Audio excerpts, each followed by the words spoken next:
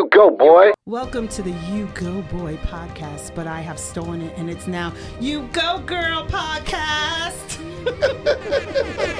It's mine now. I don't know what happened to Ugo. This is what no one signed up for, but it's now You Go Girl.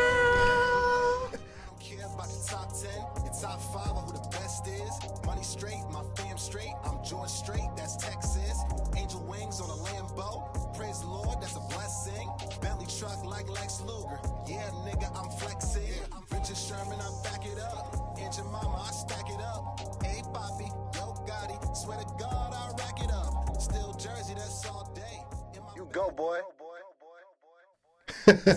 Yes, it's You Go Girl, You Go Boy, whatever you want to call it. Get all the drops in. Get all the drops in. We do drops on this show. I don't know if you've watched Lebron and Rock. We do drops on this show, baby. Can I request another horn? Can I get another do? Give him a horn. The man asks for a horn. The man gets a horn. It's your boy. You go, boy. Yes. Oh, thank you for tuning in once again. This is going to be off the rails, and I'm here for it. Before we begin, as always, we got Perdomo on the boards, the marvelous one. And also, before we start, round of applause for all the subscribers across all the channels. Once again, we are over 153,000 subscribers on the YouTube channel. You guys have been amazing, carrying the show, following the show, subscribing to the show on all the socials. We love you. One more time, round of applause. And we're going to get right to it. We've got the co-creators of 21st Century Courtship. Round of applause. Bombs away. The one and only Leticia Buchanan and Eddie Lebron, or Letty and Eddie. Yes. Round of applause. All the applause. All the Dom DeMarcos. Yes. I'm loving these. The drops. Everyone loves the drops. And and of course, thank you for one of our many sponsors, Things Galore US at Etsy. That's my brother's AI-inspired company. And of course, New York Posse. I'm not rocking a U-Goboy hat today, but I'm rocking a New York Posse hat. And so grab the merch too, the U-Goboy merch. I'm not wearing U-Goboy merch. I'm fresh off a tour with the Wizards. I was in Baltimore yesterday, so I'm wearing a Wizards hoodie, but grab the merch in the link below. Come on, yes, do it. All the drops. So Eddie and Letty, how you guys doing? First of all, thank you for coming on today's show. Thank you for having us. Thank you so much. You guys are awesome. Making the trek from the Empire State to the Garden State. Oh yeah, we're in a different state. We are. I didn't realize it. I technically been in 3 states today. It's true. It's New York. It's just higher taxes and more expensive stuff. But and better pizza. Fight me. Okay, we're gonna cut that out. Keep that. All the taxes and all the pizza. But yeah, so you guys have an awesome round of applause. Awesome film. Yeah, thank you. 21st Century Courtship. Let's some humble brags here. Like get the Dom DeMarcos going, Marv. All right. You guys, your film has been picked up at the Soho International Film Festival, at the Queen City Film Festival, at the New York No Limits Film Summit, at the Golden State Film Festival, and at the Smodcastle Film Festival. Give me a Chris Tucker. Is he just Tucker? This is what we want. I know it's what you guys want. He makes us sound good. I didn't expect a Chris Tucker. Chris Tucker's always here. Love me some Chris Tucker. He's the man. He is. He really is. But you guys have been picked up in all those film festivals. Let's just encapsulate all of them. When you guys were making this film, and now that you've been picked up and recognized throughout the country, like what's that? When you hear that list of accomplishments, like how's that make you guys feel? You know me, I'm the I'm the nihilist. So you're like, this is amazing, and I'm like, it's not enough, because I want keep it going. I'm very anti-complacent. It's your job to make us feel good about ourselves, and my job is to do the exact opposite. Like, we need to do more. We need to do more. Eddie's but I enjoy always it. striving for more. But I mean, I strive for more, but I'm very, very happy about our achievements. And it's just been such a whirlwind, especially considering, and I have to go there because I don't know how to act, but I wasn't even supposed to be on the film in the first place. That's true. We'll get into origin stories. Absolutely. You know, I'm here for it. Origin. Can I take 2 seconds to tell? Absolutely. Yeah. We have an hour and some change. We got the tea. Go for it. I have a television background, more than film. I've only been in film for about, a year? Now? A year? Year and a half, technically. Year and a half. And when Eddie first came with the script for 21st, and, we talked about it, I read it, and he had someone else to produce it. And being that Eddie is my best friend. Bestie, my bestie better than the restie. I wasn't offended, but I was just like, hey, why didn't you ask me to produce the film? Oh, that's a savage. Like, we have drops. That's a savage. And what was your answer? You don't have any film experience. Exactly. Load them up, baby. This is brought to you by the letter Savage. Yes, brought to you by the letter S. So I'm like, okay. That's fair. I'll give you that. Of course. So the lovely gentleman that he had producing, I said, okay, I'll help him. So he said, okay, you can be an associate producer. Punch to the gut, but I understood. I got it. Do you? No. Hashtag triggered. In all fairness, I will say this. In all fairness, I was understanding. I do give him a hard time about it, and I won't stop. In years from now, I could be on my deathbed. Remember when you didn't hire me? I'm still going to do that. In that voice too. Maybe I'll throw in a little accent there. But things happened and life happened, and the producer was unable to produce the film. And I was sat on his sofa with him when he got the news, and he was distraught. And so he's talking about, now I got to do this, I do this. I'm like, Eddie, I can do it. And he's like, and then I got to do this, and I don't know what I'm doing. I'm like, Eddie, I can do it. And Eddie, I can do it.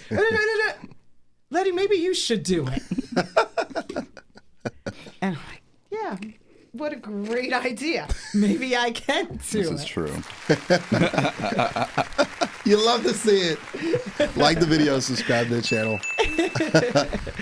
So Eddie, I mean, from your vantage point, when you settled on the idea for the movie, where did the idea come from? Where did to cover just a number of topics. I mean, from relationships to anxiety to depression to LGBTQ plus. Am I getting all the adjectives? You got everything covered. There we go. Yeah. Proud of myself. To covering so much, because we will play the obviously the trailer to start off so our viewers know what we're talking about. But and so just what drove you or what motivated you to even touch any of those subjects in the script in such a great piece of work? Oh yeah. Thank you.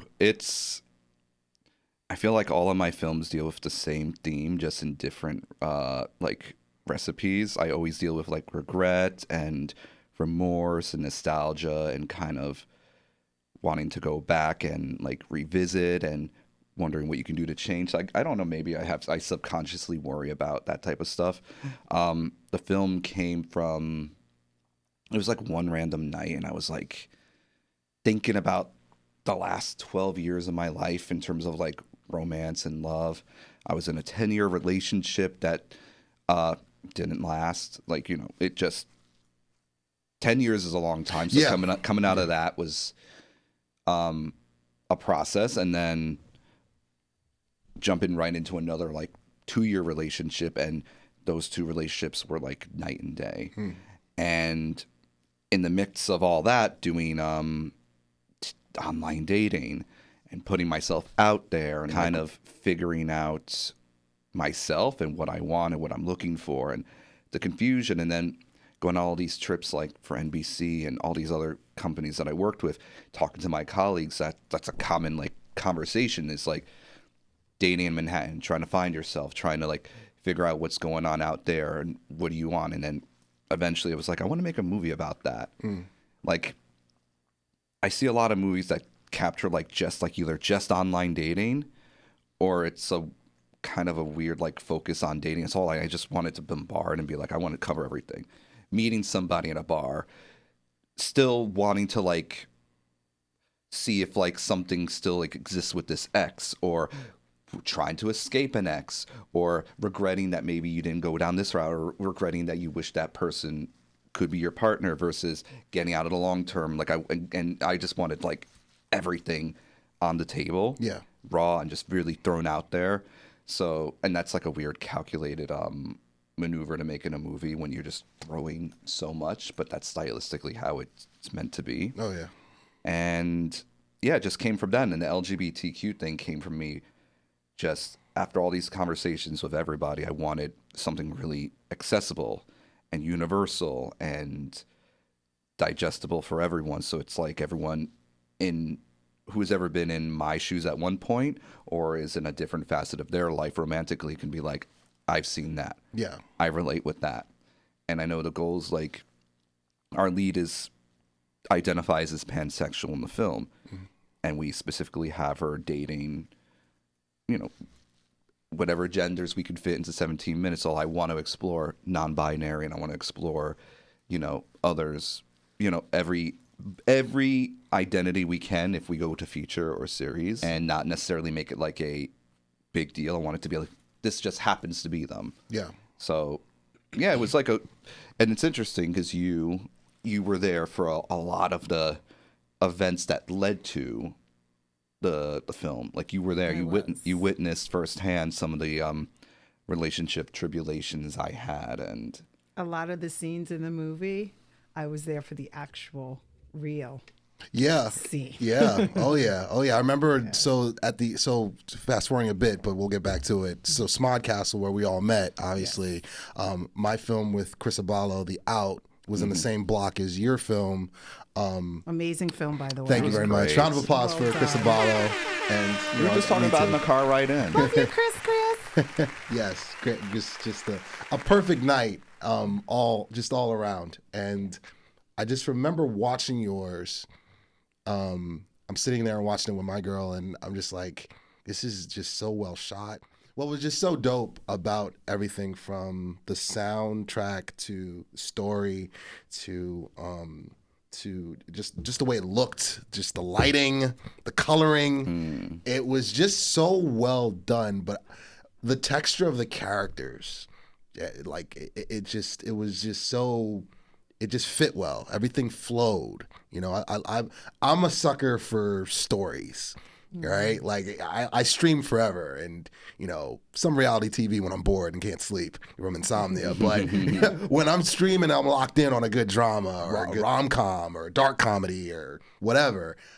I'm all about that story. And I feel like the story with the main character and her just trying to just figure it out and navigate her emotions and where she is in life and, you know, quote unquote, spinning the block, you know, and all that. It was a joy to watch. The first time you watched it, Letty, yes, when it was finished, what's going through your mind? I cried. I remember that. I cried the very first time. I even cried during shooting, during filming. I cried because I was there for a lot of the things that you witness when you're watching this film, and I was there when those breakups took place and those things were said and his heart was broken and cleaning out the ex's stuff out of the apartment. And it was just seeing it on the big screen and other people going through what he went through and it bringing back those memories. It was just like a work of art. You know, that was his heart on the screen. That was his therapy. That was his release of all that negativity on the screen. So I was very amazed that Eddie allowed himself to be so vulnerable and so open for the world to see, because everyone goes through heartbreaks. Yeah. Everyone has, that one ex that won't disappear. Mm-hmm. So let's see. Oh yeah, yeah. Oh yeah. Oh yeah. So that it's so relatable, and Yeah. I feel like just here in the tri-state area also, because dating in New York is so much different than dating all around the world. Big facts. Dom DeMarco there. Yeah. Dom DeMarco there. Actually, tell me when I'm telling lies. Why not? Why not? I mean, most people. Love you, Chris. Most people, and I mean, I could be wrong, but from what I've seen is like in the Midwest and other parts of the United States, people are getting married in their 20s. Yeah. Whereas here in New York in our 20s, most people, we're not thinking marriage. Furthest thing from. Oh yeah.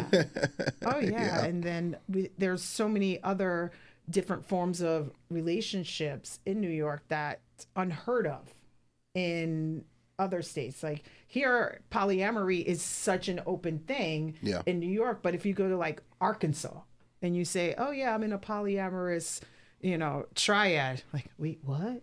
What you talking about there, girl? Exactly. Exactly. Oh, what are you talking about, man? What you talking about, Willis? Oh God, I just aged myself there. It's okay. It's okay. It's okay. You can only be 21 for so long. 22. Eddie, same question. The first time you watched the final cut, like it's done, and you're watching your work. Like what goes through your mind? Two different things. Number one is like I always am like, does this work? Like, does it? Yeah. I hit a point where I'm like, okay, there's no more to do. Like, it's done. Because even like after that first cut, I'm like, after a screening, I'm like, can I tweak something? Is the audio this? Is the audio that? So eventually, like, I'll hit that point where it's done, and that starts the. I get it's almost like I'm breaking up from the movie at that point. I'm like, okay. I think it's weird because it's like once that cut is done, I'm like, let it ride. I'm happy. This is the best movie I did in these set of circumstances. That's how I view any movie. Is like, you do the best you can given the circumstances. I could theoretically make a better movie with $100,000 more and 7 more days, but. We do what we can given what life gives us. And I'm like, okay, I made the movie. And then, I'm like, okay, what's next? I think the more depressing thing, and I remember I had like, it's weird, the 48 hours after we wrapped was the hardest part. That was, I think I hit like a 2-day depression because it was a 3-day shoot and I loved being in that world so much. It was so therapeutic. And I started kind of like escaping into that world, like being there and shooting it. Like I escaped into the lead characters. Like the final scene that we shot is the final scene in the movie. Yeah. Minus the scene in the credits. And that was like, that hit me. That like hit me hard. And I think I told you I was caught up in Shannon and Megan's like moment there. I was so caught up that last day he was so emotional outside, and we were filming outside in Brooklyn on the street. I'm sorry, I didn't mean to cut you off, but you could see on his face, and I actually have pictures and videos of that, and everyone is all partying and happy that we finally finished, and Eddie's just kind of very quiet, very pensive, but you can. It was like. That it was the final that was breaking up with the film. Yeah. I broke up with the film when we wrapped because I think everything else is you're detached, and because when you're editing, you're looking at the footage and you're creating, and when you're shooting, it's almost like going to like an experience in Disney World. It's like different. It's like or Universal Studios. It's like now you're in the movies, and it was like shooting, you're in the movie, and it takes on a whole different emotional toll. So I think rapping always hits me harder than anything else. So everything else, like rapping, was rougher than even watching the final cut. Oh, wow. Yeah. Like the video, subscribe to the channel. We do resets on here. Give me a Yahtzee. Come on, give me a Yahtzee. Give me a Yahtzee. There we go. Yahtzee. That's my voice, if you guys can't tell. Again, we're here with Eddie and Letty, the co-creators of 21st Century Courtship. Live from Bravery Studios in Garfield, New Jersey. I completely, 1000%. I love talking to other creatives because you guys get it. You guys get the process. Like to talk about the creative process. Okay, how do you make stuff, and then how do you like give it away, and how do you feel when you give it away? It's like you can like have like a novice conversation with somebody that doesn't do it. Right. But when you talk to someone that like really does it and does it like on a high level or whatnot, you understand that it's training, you know. But you signed up for it, like you signed up for. Okay, I'm gonna take a piece of myself, I'm gonna put it out on camera, I'm gonna make it public, and I'm gonna share it. Yeah. And then I'm gonna deal with the shrapnel and fallout from it, and I'm gonna keep doing it because I love doing this. And this is my calling card, and this is my purpose, and this gives me fulfillment and joy. But it's grueling. When you do like Eddie, you gave your perspective. Letty, when you release and give something like this work, and you set it like a bird, you set it free, you know, and then you sit back and you watch it, and then you talk to other people that now consume and watching your work and whatnot. What feelings, what goes through your mind? You know, is it like a detachment? Is it like a breakup? Like, what is the feelings going through your mind and through your body? For so many months, everything we did was 21st. We lived, breathed, ate 21st. So when it was over, you realize how much of your energy is just so depleted from it. And I don't mean that in a negative way, because, you know, filmmaking, this is what we love to do. Absolutely. You know, but it's your passion, but also it is a job. Yeah. So you do get physically exhausted. You get mentally just drained and exhausted. And then the first time seeing it on the screen, then hearing people's criticism of it. I mean, that comes with it. And, you know, some good criticism, some criticism, like, what are you talking about? But it's like somebody talking badly about your baby. And any project that I work on, I always say it's my baby. So 21st was Eddie and I's. It was our first child together. Oh, many more to come. You love to see it. Yeah, exactly. But that was, thank you. And whenever anyone talked negatively about it, I'm like, don't let anyone talk about our child like I'm talking about my kid. Yeah, my kid is perfect. My kid is wonderful. And, you know, even going through, you know, shooting and editing the script, getting everybody's perspectives and ideas. And, you know, some people told him, change the title. Some people told him, oh, it needs to be a male-female lead. You know, there were so many different changes that, you know, everyone wanted made and everybody's opinion. But one thing I will commend is Eddie did stay true to himself. And very much so. He didn't wait on that, and I'm really happy that he went, you know, with his gut, and seeing that finished product, I was like a proud mom. I really was, but I was an exhausted proud mom. Like Working Moms on Netflix. Oh, You wanted a nap. Which is a great series, show. by the way. Great show. Really great show. I've watched every series. episode. I love it. Oh my goodness. Shout out to all the mom filmmakers too. Oh yeah. But even after, you know, even now it's been a year since shooting 21st, but going through festival circuits, after every festival weekend, don't you get so tired? Oh my goodness. Like that's like the video, subscribe to the channel. Oh my. So just from my perspective, when me and Chris got finished with the Out, and I say finished lightly because we just did another interview about the Out on First Class Second Place. Shout out to Jason Enrique.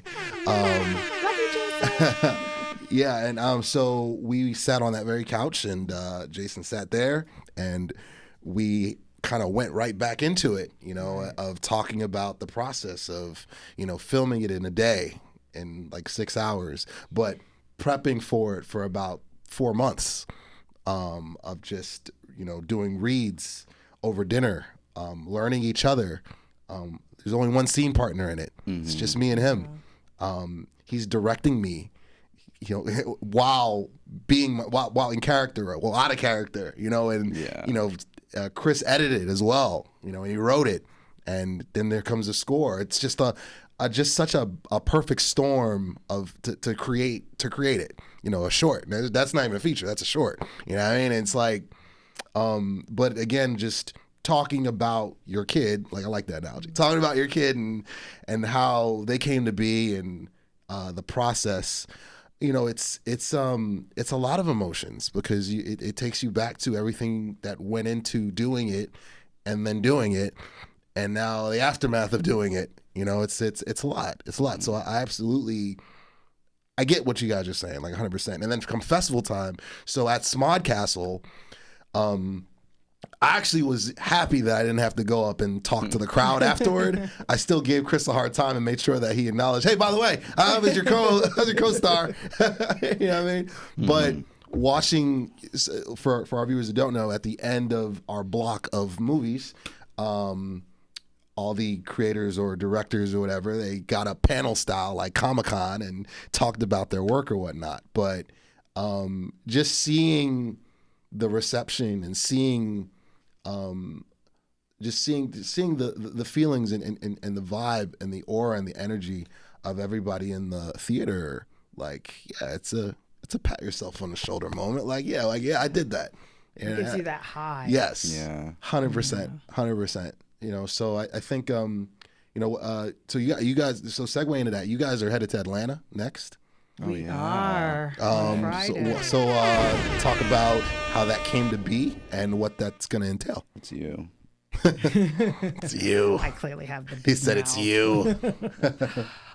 When we were at Smodcastle, the very first night, I think it was the opening party. Was it the opening party, the networking? I'm not sure if you were there. I wasn't. I was probably doing a Harlem Wizard game.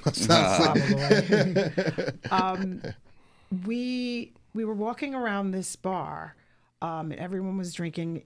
People weren't really warmed up to each other yet. No one still knew feel. each other. It's like speed dating. Still feeling people out. It was speed dating. Who do we talk to? Did we talk to them? Did we talk to them? Did we talk to them? But there was a group of people sitting on the sofa, and one had a Beetle House sweatshirt on, and that's a cafe, a Beetlejuice, themed cafe in the East Village. And they were very similarly dressed to Eddie and I. Like, pocket chain and everything? Oh, yeah. Pocket chain, black. Like, look at the goth sitting over there in the corner. Oh, my goodness, goth filmmakers. I love it. And we were staring at them, and they were staring at us. We find out later. So I'm like, let's just go talk to them. So we started talking to them. And throughout the entire festival, we just kept speaking and bumping into them, and we were bumping into the out people. So they came back, was it the following weekend or a few weekends later, and we just started hanging out and keeping in touch and speaking with them. And shout out to Rock with Siren, and Shannon, lovely, the director Shannon, and Jennifer Pearl, the actress. They were all, they did the movie, oh my goodness. Tell Him, thank you. Goodness, all these films. Tell Him at Smodcastle. So we started talking, and Shannon wrote a very, very scary feature film called Just One Night. And we started talking about it, and she approached me and asked me if I would be an executive producer on the film, especially knowing that I don't like horror. I may look like I like horror, but Lies. I don't like horror. If you say boom, I don't like horror. I don't like gore. I watch like this if I do watch. Gremlins was terrifying. Oh my God, with Gizmo? Gizmo Terrible. is not cute. I'm sorry. Gizmo is not cute. Gizmo's terrifying. You know what he turns into. Oh yeah. He's not cute. I had the book in kindergarten. I took it from the library and never gave it back. But And it didn't scare you? no, I thought it was adorable. Yeah. No. I think it's great. Yeah. It was when I was a kid. Gremlins scared me. I don't like it. I don't like horror. But Shannon sat down and she walked me through it and talked me through this. And I said, you know what? I can overcome my fear. I can do this. And Eddie is now on one night as DP. Nice. Round of applause. Cinematographer, excuse me. Cinematographer. He's the Cinematographer. cinematographer. Some Dom DeMarco's there. You love to see it. Networking at its finest. Nice. So I will be producing my first feature. Round of applause again. The world is yours. Like the video, subscribe to the channel. It's and another perfect segue. I'm pretty sure I've told you guys off camera, but for our viewers who don't know, speaking of the horror genre, I was cast in the What Lives Here with Troy Burbank and Ernie O'Donnell. That is a horror feature. We wrapped filming a few months back, about 2 or 3 months back, and they cast me as Eddie. That's my character. I was on camera a few times doing my podcast with just a mustache, with no beard. So I wanted just a different look, and all the cast members of the cleaning crew that I'm with. They're all assholes. So I was like, how can I look like an... Oh, I'm just going to have a mustache. Just a mustache. Just a porn 70s stash. porn star. Yeah, look. for sure. So, and, I was kind of averse to... do I want to do a feature about horror? I'm not a big horror guy either. I don't watch the Saw movies. It's just not my deal. I think the last one that I was like, oh, this was probably I Know What You Did Last Summer to age myself, and that was mainly because Jennifer Love Hewitt was in it and she's hot, still is. It's just but I kind of, when I read the script, and everyone's first question to me was, okay, so you die on page 1, right? And I'm like, we always die. I'm like, no, I don't. Oh, okay. But I enjoyed when I read the script, and what won me over was they kind of spoofed the black guy being in a horror film, and I was like, oh, this is kind of a comedy without being a comedy. So you died on page 2. Yeah, page 3. Oh, okay. We made it 3 pages. Joking. Much further. I won't reveal the actual page. You guys gotta wait when it drops. I believe it drops this year. But shout out to Ernie O'Donnell and Troy Burbank. That drops this year. But yeah, the going into the horror world was interesting. It was interesting. What do I want to be typecasted now, and that's all I do from now on? No, but to know that's on my resume now, it's pretty cool. It's pretty cool. It's gonna be in my IMDb. Sweet. Yeah. You know what I mean? but getting back to 21st Century Courtship, the lead actress. Mm-hmm. I can't round of applause. What was her name? I don't want to mess up. Shannon McDavid. Shannon McDavid. She's a national treasure. She was awesome. And at your friend's birthday party that we were at a few weeks back, I had a nice conversation with her. Gave her flowers in person. I was like, you were outstanding. She was outstanding. What did now? Give me the origin story. How did you pick her? Was it a list of actresses? Was it a list of reads? Did you know her through somebody?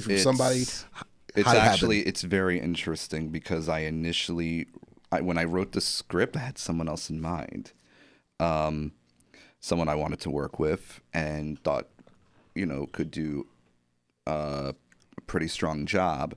And then I started talking to the producers, and something that. And I will always say, thank you and everyone else involved for kind of saying 2 things. Number one, I know it was important that the lead is actually pansexual. Yes. I think we really wanted like that, the lead to be a true representation of what that character is. Exactly. Because I think our goal with the series is, or the feature or anything that stems from this, is to be very true to the individuals playing. Yeah. Like if we have non-binary, I would prefer if they were non-binary. Like you want that person to fit the mold as they should. I mean, it's the best way of representation. Agreed.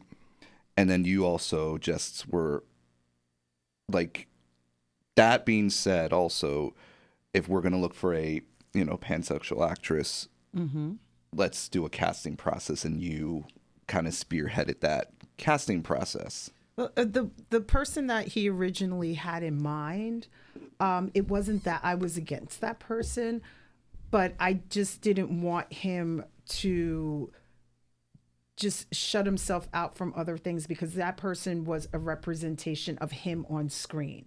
So I told him, you need to find the exact right fit, the exact right person to represent who you are. And I just didn't feel that that person was a good representation of him. She's a great actress, but it just wasn't the Eddie that I know. And you felt like that was going to give the character the best texture, Exactly. and ability to get off the story. Yeah. Exactly. Lovely. Teamwork makes the dream work. And you started the casting process, and we saw people coming in, and just one after another. We saw some that were and then we saw some that were ooh, and it kind of like savages. The bar was being Savage. set. The bar was being set, and then we thought the bar was here. We're like, okay, we found our person. This is it. And then it was like a trip to DC to do a panel, right? We were on our way to MagFest. Yeah. We were on our way to MagFest, and I posted a casting call on Upper East Side Connections on Facebook. Thank you so much to the Upper East Side Connections Dom DeMarcos. community. Well Yes. done. Because we found a lot of the actors and actresses through that group. Surprisingly, yeah. There's so much talent on the Upper East Side. Life flex. Girl, where I live. Don't stalk me. Unless it's James McAvoy, then you can stalk me. I'll give you my address. Or Roman Reigns. Roman Reigns. Roman Reigns. He's happily married with like 10 kids. Polyamory. We're in New York. I'll babysit your kids, Roman Reigns. Oh my God. I don't want his wife to shoot me. So we were actually in the car. We were at a rest stop in Delaware on our way to MagFest, and an audition came through. And Eddie said, okay, we're not going to drive yet. Let's just watch this audition. And we saw Shannon's face just on an iPhone. And I was floored, absolutely floored. I said, We both that's were, Eddie. yeah. You guys knew instantly. We knew. Like this is it. Yeah, and I know it was between her and someone else. Yes. And you were like, the decision's on you, Eddie. And then when I decided on Shannon, you pretty much were like, I was hoping you'd go for Shannon. So I'm glad that you gave me that autonomy to make that choice, because I think you would have went with whoever I picked, but I know you would have definitely voiced a should you take a, but it was Me, I'm silent. it was a fairly easy choice. Yeah. It was, especially after we talked to her for the first time on Zoom and we got a vibe for her, and yeah, it's her role. She killed in it. One more time, round of applause for Shannon McDavid. Yes. Yes. Let's keep things moving. Like the video, subscribe to the channel. Once again, we're here with Eddie and Letty from 21st Century Courtship. Film will be available at some point after Probably at the end of the year is when it'll be more publicly available. I think we're gonna wrap up our festival run in August. Okay. There's one festival that I think we're gonna get into, and I'm hoping like that's kind of how we wrap up our run. Okay, so after Festival Fest. Yeah, after the year festival run, we're going to, probably we're going to figure out how to get it out to the people. And I think Our baby will graduate. Yeah, we do I've also considered if I should still use the short as like the pilot for a web series. So then we might hold off because then we're just going to release like 10 episodes and. I trust whatever you guys see what choose to do. I really do. One more time, round of applause. Love it, love it, love it. Let's transition to you guys your next venture with launching not just a podcast but a film company. Kind of a big deal. Walk us through the title. Walk us through the origin story. What made you guys jump into this world of podcasting, as well as your own film imprint. We actually came up with the name at Smodcastle. That's true. Yeah, the podcast, like now we're in the business of building out podcast studios. I don't know how that happened. Eventually we should probably have a podcast. Or should we? I don't know if anybody wants to hear what I have to say. Do it now. Do it. Please. I'll be your first guest. Please. But the film company, Love Your Face Films. Follow us on IG, Love Your Face Films. That title was your suggestion. I think it was the title that I fought the least. So that's because I fought every suggestion. Because I'm fight something. I'm the type because I want like some like technologic like kind of neon type of I was throwing things like like galaxy pictures or like neon galaxy pictures. Neon dream. I'm here for it. Yeah, like I wanted I was thinking like what would look good in like an Orion pictures like logo. I love it. I was thinking branding instead of the actual name, and then we always say to everybody, "Love your face," and I'm like, yeah, I mean, 21st century is the beginning of like, love your own face. I love your face, love your own face, love my face. U-Go, I love your face. Oh yeah, a lot of people do. Appreciate you. Join a list, join a line. Well, thank you. Take a number, get in line. I'm very big on being true to yourself.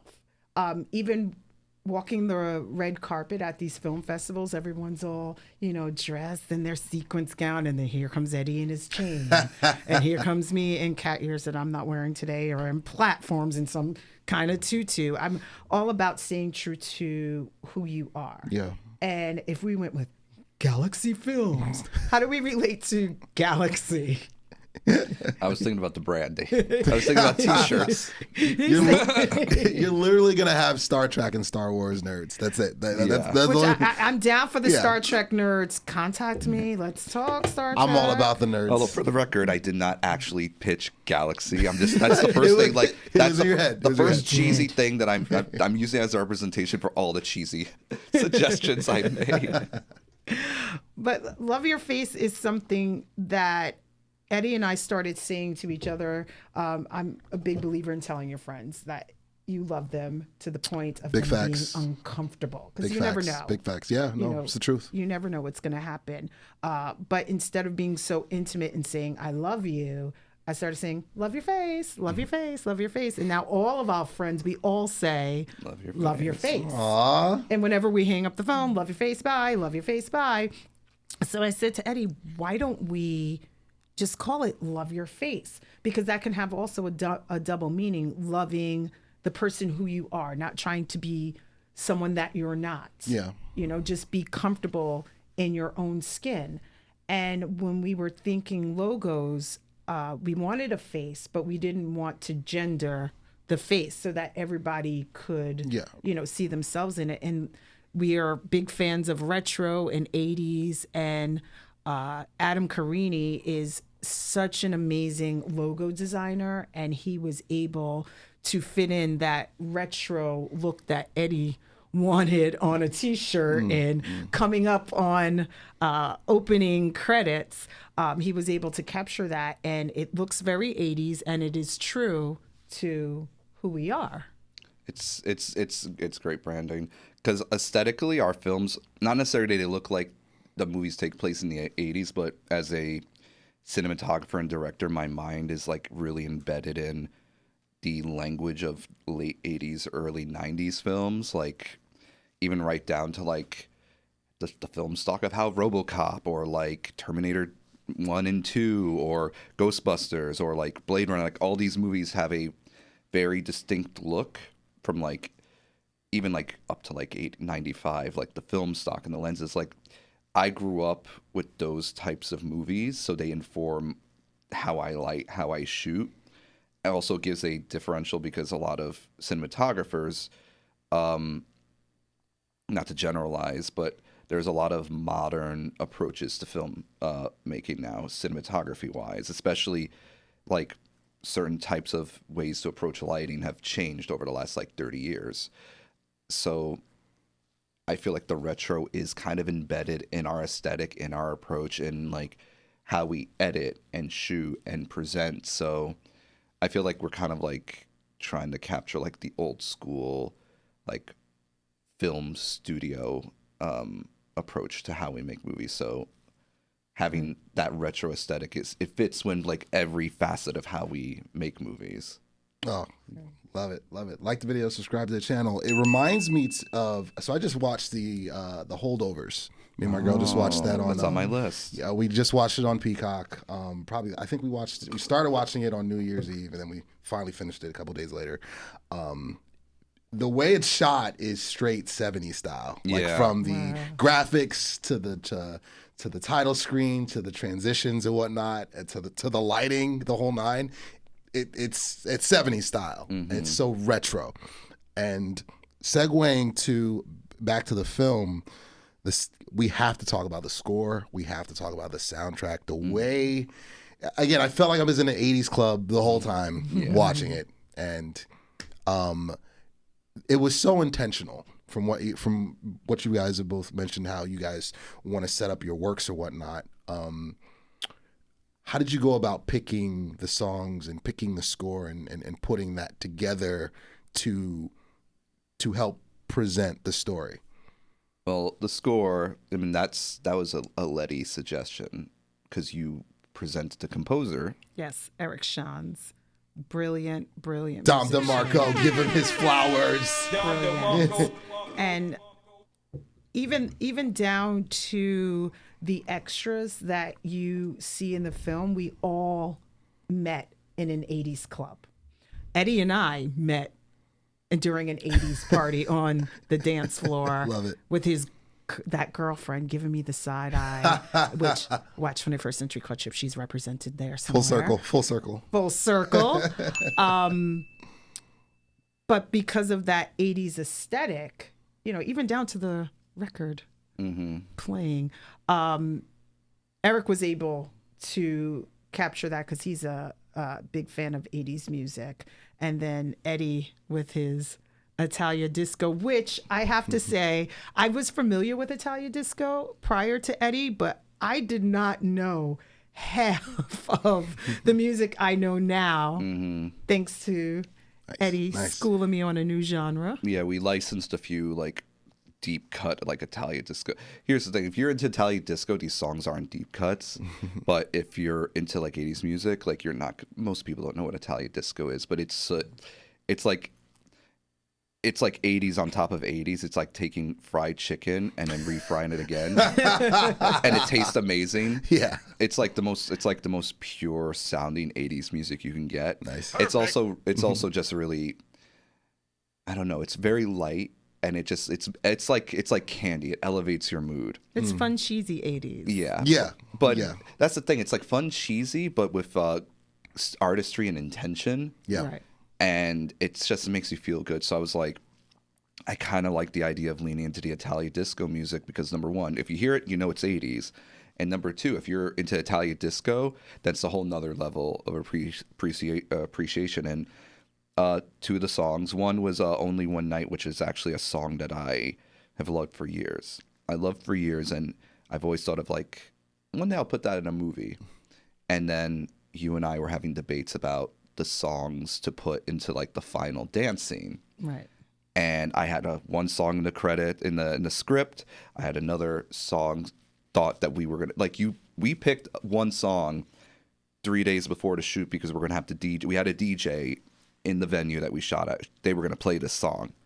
And I asked them to cue, can you play Only One Night Just play Only One Night. DJ Siren. DJ Siren. Give him his flowers. Her flowers. Give her. Give her. It's a female Female. DJ. Did not know that. And She's a in the movie. badass. Give her She her is. flowers. She is in the movie. Camera pans up to her. The camera does pan up to her beautiful face, and Lovely. she's actually legitimately DJing. It's not fake. Oh, yeah. So Oh, for sure. She because when we were shooting all the extras and everything, we had her actually play music for them. And then during the scene that we shot, I asked her to cue Only One Night. And then when Megan and Shannon are doing their final dance together and the music's playing, after that first take, a lot of people are like, I heard chatter. It's like, that's like, even DJ Siren is like, that fit really well. Yeah. And I went to you, I'm like, we're going with that song. I know you made some suggestions, but that's got to be the song in the end credits. It was one of my choices. It wasn't my final choice, but I it was know. one of my choices. But he is the director. He's the boss. But what I have to say, what's so funny about watching that scene, and when you're watching your film on screen, you get flashbacks. Yeah. I'm watching and I hear the song that he chose. I'm like, oh, this is it fits so perfectly. But deep down inside, I know, all right, when we shot this, everybody's actually dancing to Sexy Back. That's actually what was playing. Savage. One of the dance scenes. Just Yeah. savage Yes. away. One of the dance You'd scenes, love to see it. the DJ was actually playing Sexy Back, and everyone was singing. But on camera and on screen, it was. Yeah, and then we only had the audio killed for when there was dialogue. Yes. So, but Sounds like a good time. It was a dance party on a Sunday. and I learned a lot about trying to license music out of Germany. And Oh, wow. I hope this is, I was going to say this will be the last time, but if we go to series, then I got to do with it all over again. Yeah, you absolutely will. Yes. Come I- on, Netflix, contact us. Oh, yeah, it will. Speak it to existence. Hulu too. Like the video, subscribe to the channel. I'll do YouTube Red. I'll do Yeah. YouTube Red. Why not? Red. 7-minute episodes. Oh, that would be lovely. Yeah. It's a check regardless. So like, look at it that way. We like honestly. checks. Yes. Independent filmmakers enjoy checks. Everyone likes we checks. do. But You can put my Venmo in the comments. yeah, I'll put it in the graphics. I got you. So we'll hit this topic here, and then we're gonna end with some rapid fire. Give me some Dom DeMarco's there. You're living on a rock. Like, so if you got anxiety, this is the segment for you. I have massive anxiety. Oh my goodness. But let's hit this topic real quick and, before we bring it on home. So advice for up and coming filmmakers. I mean, you guys are obviously independent, grassroots, do it yourself, DIY. But again, to be, again, round of applause one more time, to get into as many film festivals and potentially bigger dealings down the road with being, which might lead to a full series or a limited series or feature, who knows? Something great will come from it. I just know that. Thank you. If you met someone in a chat or on a street while getting a sandwich, while getting coffee, oh my God, I saw 21st Century, so good. I make films on my iPhone with my roommate. After we get Panera Bread, like what advice do you have for us or whatever? Like, what advice would you give to an aspiring filmmaker now in 2024 with, having this successful work out now and more projects down the road? What advice would you have for them, both of you guys? You go first. No, I was gonna say you go first. You go first. It's a Spider-Man meme all over again. You go, boy. Or me. Oh, you go, girl. My advice for filmmaking is the same as advice as in life. Just stay true to yourself. If that's your goal and that's your passion, you maybe have blood, sweat, and tears and go completely broke with it. But just be prepared. Just be prepared for that. Don't give up. Learn as much as you possibly can, because a lot of people go in saying, oh, I know how to do this. I could do this. I could do this. I do this on my phone. I know how to like this. I know. But when it comes down to it, you really don't know. Facts. You Big have facts. no idea what you're doing. I've been producing for so many years, but even switching into film and going to 21st, there were times like, oh my goodness, I don't know what I'm doing. But you fake it till you make it, and you just keep making those connections and surround yourself with people that are doing what you want to do. And then you learn and pick from that person. And you'd be surprised. I mean, I know I'm not the producer I was a year ago, but after working on 21st and now even working with Shannon on Just One Night, I feel like I've... Another Shannon. Excuse me, another Shannon. You love to Shannon see it. with Rock with Siren. I feel like I'm a much better producer now than I was then. And then I thought, oh, I could do this. And it's a lot of work. Yeah, there's a huge difference between I can do this and versus I can do this. Yes. There's like you can Yes. you want to have the confidence. You need, even if you don't know what you're doing, you got to have the confidence to be like, I'm going to learn. Because some people who do have an ego and don't want to learn, the I can do this, I know what I'm doing mentality, that's not a fake it till you make it. That's an entitlement and an ego thing. You go in, fake it till you make it, but also you know internally, I got to learn. I got to absorb. I have to take in everything. I have to ask questions. I have to put my ego aside. Because even I've been doing this since I was like 15. And I will walk on a set and know what I'm doing, quote unquote, but also keep my mind open that there could be someone on set that knows more than me. And I need to keep my confidence to know I can do what I got to do, but also have the wherewithal and the mindset to be like, I will, listen, and I will absorb, and I will do what's best for the project, not best to fulfill my ego. Yes. I mean, and that also goes into like my advice, which is, if someone needed advice, I'd be like, make a movie, make as many movies as you can, and learn every position. Learn how to edit, learn how to light, learn how to shoot, learn how to color grade, learn visual effects. Like, spend the time you have now learning everything, because if you want to be a cinematographer and you know every other facet of the job, you are going to be an amazing cinematographer. If you are a director that knows cinematography and editing, you're going to know how to communicate to those people. If you are in visual effects, you're going to know how to communicate to the people on set to get what you like. I think it's important to dabble in everything early on before you have a focus. Yeah. Dabble and then take those assets and use them to make yourself a better director, a better editor. And that goes back to the best, most affordable way to do that is if you have a phone, you make a movie and do every aspect of it possible. And now there's no excuse. Like the newest iPhone literally has log color space. Yeah. And you can literally make a fairly good looking movie on your phone. And if it doesn't look good, you will be like, okay, I have to learn how to light. Then you will learn how to light.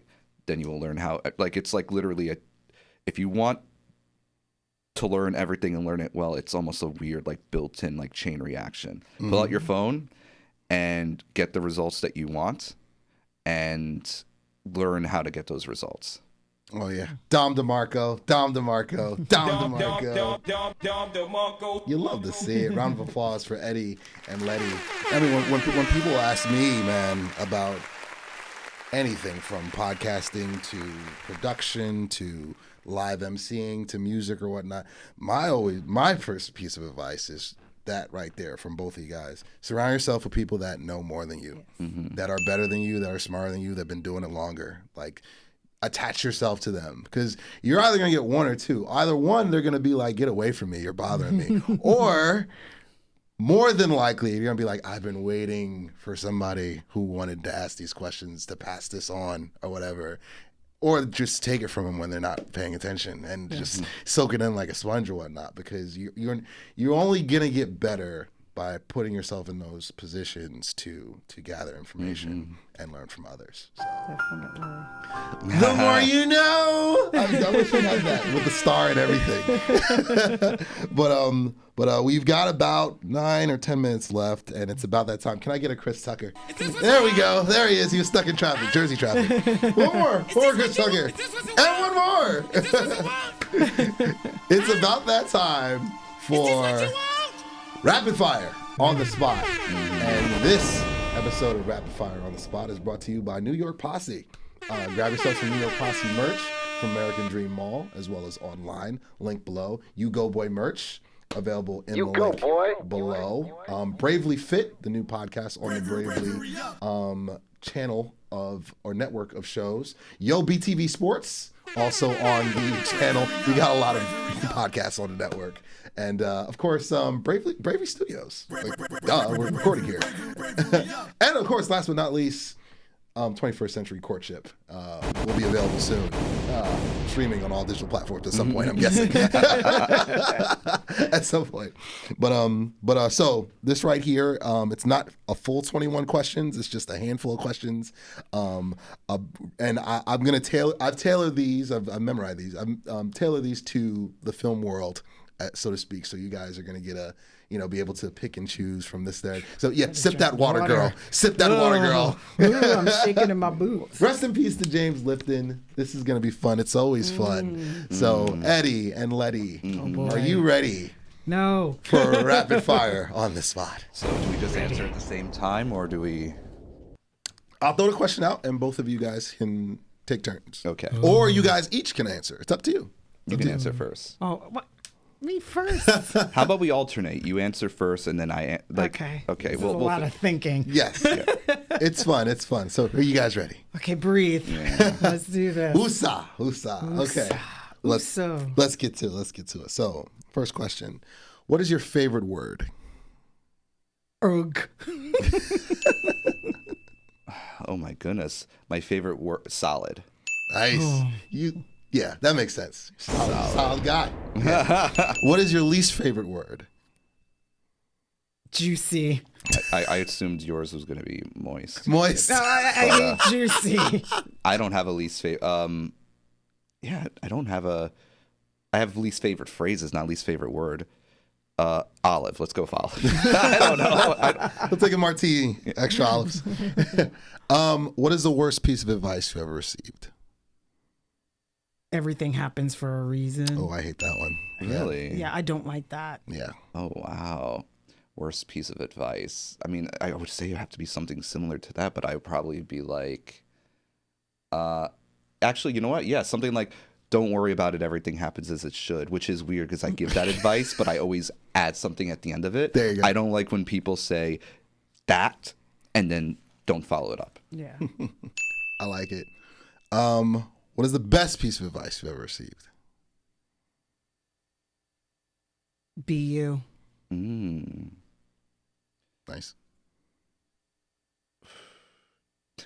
Do or do not, there is no try. That's true. Yoda. I love it. Favorite snack? Tacos. Is that a snack or is that a meal? That's a Tacos meal. is a meal and a snack. That's a whole meal, girl. One taco. Okay. Mini taco. Appetizers. A mini taco. Taquitos. No, that's not a real taco. Favorite snack? Take two guesses. Oh, I don't even know. Because it's very mood dependent, so I think I got to go with the first thing that pops into my mind, which is sour cream and onion chips. Nice. Favorite director? Ooh. Christopher Nolan. Oh, everyone loves him, and I love him too. I have to agree with him on that. He'll probably finally win an Oscar. Oh, this year. It's done. Yeah. It's at his house already. Yeah. It's so there. Dream film that you would you guys love Christopher Nolan, so I'm guessing so it'd be Christopher Nolan with the two of you guys. Mm-hmm. Ooh, I like Who is that. your lead actress? Who is your lead actor? For 21st? If you guys anything, for anything, dream movie. You were creating a movie with Christopher Nolan, and you had your pick of the litter. Oh my goodness. That's a hard question. I think I have to go. Yeah, you wait. Okay, I need you go. I need time to. I need time to think about that one. Don't say James McAvoy. Or Ewan McGregor. Or you. Oh yeah, I do. I'm a huge fan of Ewan McGregor. He's so versatile, and that man has done so many films that most people haven't even seen, whether it be in the UK or here in America. Ewan McGregor is genius. But, I do joke around about James McAvoy. I clearly have a type. They're both Scottish.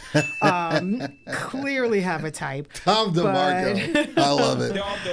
But James McAvoy, he's brilliant. He can do theater. He can do film. He's just love James.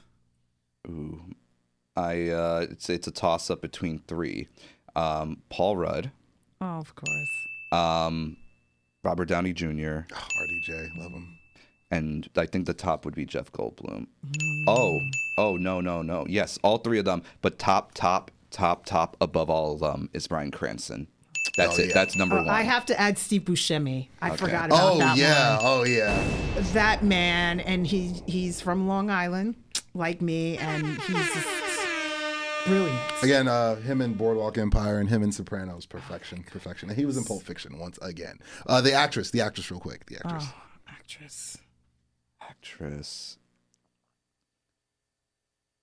Dame Judi Dench. Helen Mirren. Ooh, I have Tilda Swinton. Oh, she's great. Love them.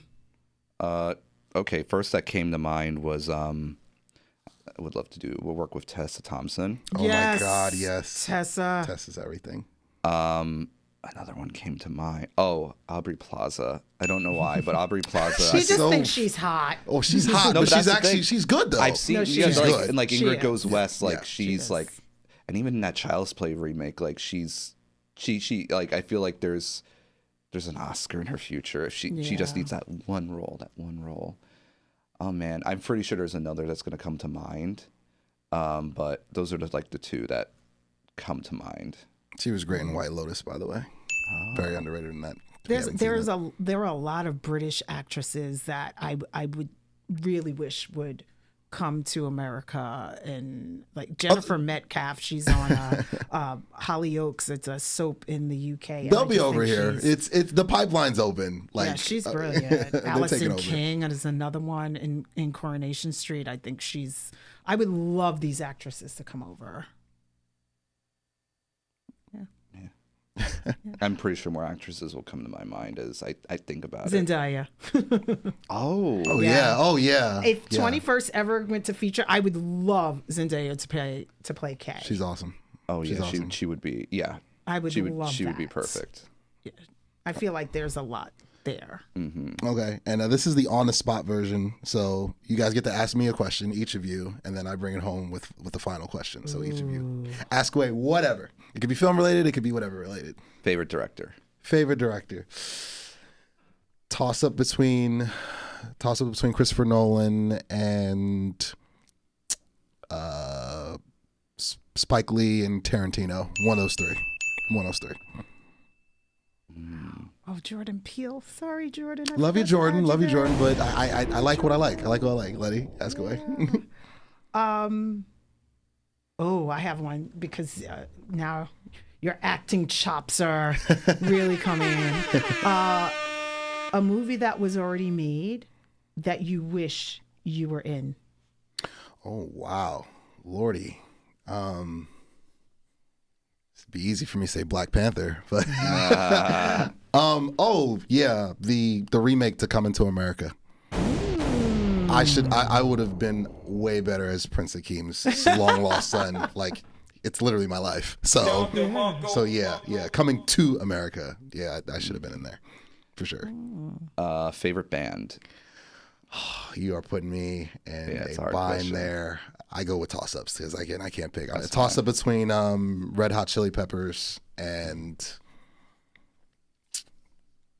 probably Dave Matthews. No, Red Hot Chili Peppers and Living Color. Oh, Living Toss-up, Color. yeah. And Dave Matthews. Between those three. Yes. Yeah, 1,000%. I've seen all three in concert. And Dave Matthews is actually a really good actor. I've seen, yeah. He's in very good. Was he in Zoltan? Whatever the thing. Zohan. Don't mess with the Zohan. I quote that movie. I love that movie. That movie is actually really funny. I got two more difficult questions, but you should go first. A movie that you absolutely love, but you don't tell anyone you love that movie. Oh my God, that's a bunch of them. Lord have mercy. Like Spice World. I love Spice World. Sisterhood of the Traveling Pants. Oh, America Ferrera. It's a good movie.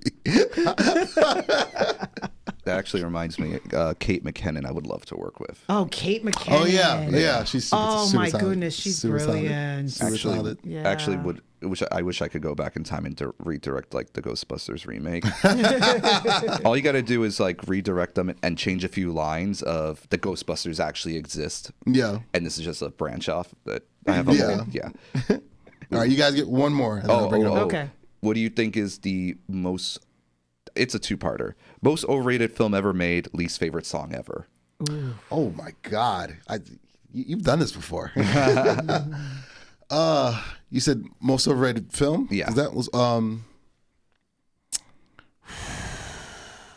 There's a bunch of them. Yeah. God, there's a bunch of them. Let me go with song first because I think that'd be easier. Yeah. Wagon Wheel. I don't know. Wagon wheel. Yeah. I have to hear this now. Rock me, baby, like a wagon wheel. Whatever. Mama, rock me. Did I get the name wrong? Is it Wagon Wheel? We're gonna have to look it up. I don't know. I mean, you hate the song so much that you just call it Wagon. I just Wheel. call it Wagon Wheel. In college, they sung it to death. Probably song wise, that movie wise. I haven't seen the movie yet, but everyone swears that like Citizen Kane is like the greatest movie ever made. I think it's amazing. And I gotta watch it. But everyone quotes it. They say that's like the standard for films, and I was like, I've seen some good ones. We'll see. I gotta watch it, but yeah, I'd say that one. I feel like we have some hot takes on overrated stuff. Overrated. Yeah. What is that, $1 Million Baby?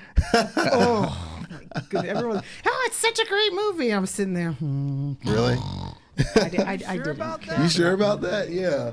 And film wise too. Titanic. Yeah, Titanic. 1,000% Titanic. Yeah. Like I know it swept and won every Oscar, but I remember watching it. I watched it with my mom on VHS and my brother, and I'm just like, we know it's gonna sink. Like, why this is a long movie.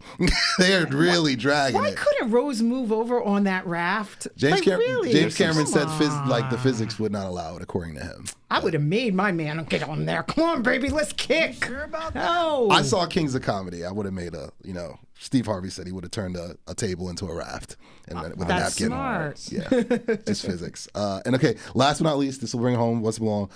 If you guys weren't filmmakers, what would you guys be doing? I'd probably stay in television. Man, I've never thought about it. I always said my backup career would be bartending. / mixologist, only because I like making drinks and I like interacting with people. I think what would trump that is a club owner / promoter. I could see it. You got the look for it. You got the look for it. I would take out a loan and open up an 80s club and have that be my full-time job. It would work. I'm just gonna say that. Round of applause. That was rapid fire on the spot. Thank you guys so much. So that's your camera right there. Where can people find you? And then I'll bring it on home. You can follow Love Your Face Films on Instagram at Love Your Face Films. And I'm also on Instagram at Letty Mode, LettyMode. You can find me at Eddie LeBron in pretty much any facet. That's IG, that's Twitter. I don't use Twitter, but you can find me at IG and EddieLeBronJr.com. And at Love Your Face Films. We just said that. I and say it again. At Love Your Face Films too. Say it nice and say it twice. All right, and me, of course, you know the deal. U-Goboy.com. U-Goboy88 on all platforms. Go stream U-Goboy music as well. Captain Planet is out now. That actually hit 100,000 views on YouTube. So yes, do the music thing as well. We have a live in studio unplugged concert on the way here at Bravery Studios. You guys can thank Marvelous for that. I'll definitely invite you guys for that. That's gonna be fun. Thank you. Get my MTV Unplugged on. Get like a Kurt Cobain like sweater. Yes. The whole nine. That's gonna be great. That's gonna be in the coming months. Can't wait for that. And of course, Ghost. The Out will be available on digital platforms pretty soon. I just talked to Chris Abalo. One more time, round of applause for these beautiful people. Eddie and Letty And we'll sign off like that. That's the belt. That's an amazing jacket. Thank That's you. an amazing dress. Thank or tutu. you. She's got the flats and the glasses. Always. I'm your boy, U-Goboy. Thank you so much for tuning in. We'll see you guys next time. Yahtzee. I don't care about your top 10, your top 5, or who the best is. Money straight, my fam straight. I'm George straight, that's Texas. Angel wings on a Lambo. Praise the Lord, that's a blessing. Bentley truck like Lex Luger. Yeah, nigga, I'm flexing. I'm Richard Sherman, I back it up. And your mama, I stack it up. Hey, Bobby, yo, Gotti. Swear to God, I rack it up. Still Jersey, that's all day. You go, boy.